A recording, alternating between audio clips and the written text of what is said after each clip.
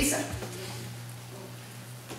I moved here in 1988 to Harbor Hot Springs, and that's where I met Bob. And what really expresses who Bob was for all of us was that Bob was a living example of how to live in love and not live in fear.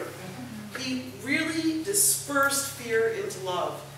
And, you know, Bob stuck to his guns, as we've all expressed. He was ornery, but he wasn't going to be beaten down when he knew he was right. And usually he was, in the long term, right about things. And when he came down here wasn't going to back down up at Harbin, because Bob was all about being right and walking a righteous path. And he took the love that he spread up there and just brought it down here to this community and spread the love down here. And he was the kind of guy, like I'd run into him at the post office or down at his house, and I always felt better after I walked away from talking to Bob, even though some of the things he was saying seemed really far out there. When you went home and thought about it, it made some sense. And I think what I'm going to keep from all my years of knowing him is to disperse fear with love, because that's what he was all about. All right. Yeah. Thank you, Lisa.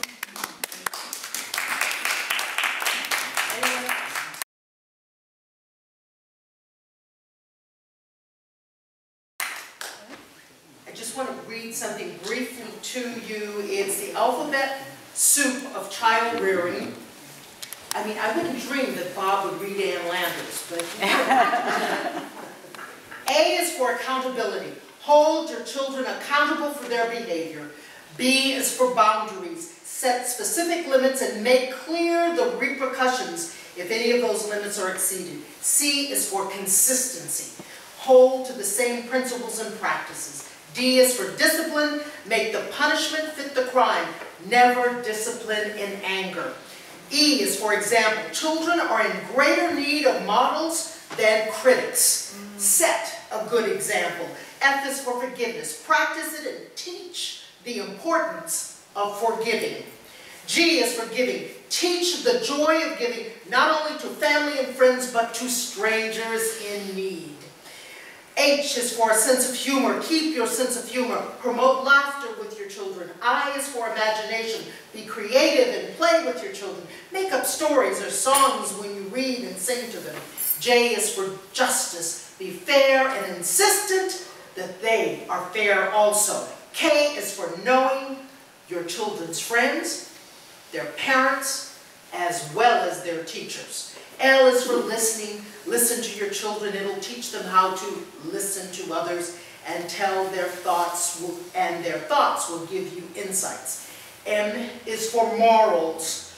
Be sure your own standard of conduct is sound. N is for know, use it, and mean it. O is for outdoors. Provide as much outdoor activity as possible. Teach respect for nature. P is for pressure. Reduce the pressure on your children, but insist they maintain high standards. Q is for questions. Pay close attention to their questions and give simple answers unless they demand more. R is for respect. Show respect. Teach respect. Earn respect. S is for source of strength. Share your own faith or beliefs with your children. Faith can be their port in the storms of life later.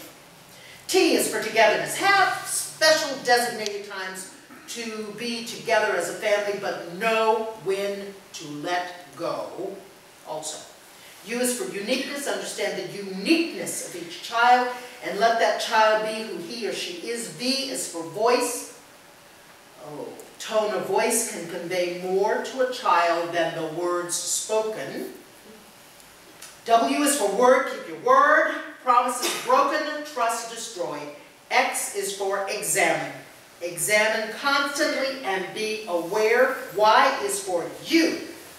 Take care of yourself mentally, physically, and spiritually. A happy parent helps promote a happy child. Z is for Zoe. Who would have thought they grew up so quickly? And they do.